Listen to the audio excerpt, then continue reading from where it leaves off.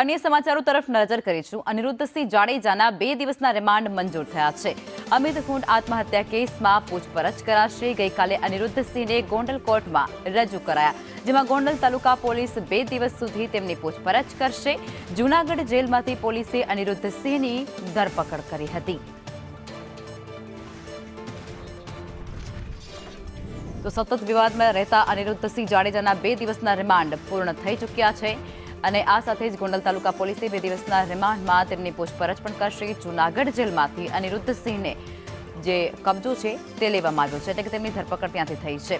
અનિરુદ્ધસિંહ જાડેજાના 2 દિવસના રિમાન્ડ મંજૂર। પોલીસ તમામ મુદ્દાઓને લઈ અને તપાસ હાથ ધરશે, જેમાં રાજકોટ જિલ્લાના ગોંડલ તાલુકાના રીપડા ગામના અનિરુદ્ધસિંહ જાડેજાના 2 દિવસના રિમાન્ડ મંજૂર થયા છે।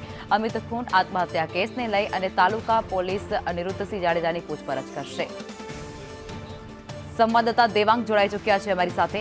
દેવાંગ, સંપૂર્ણ બાબત શું છે?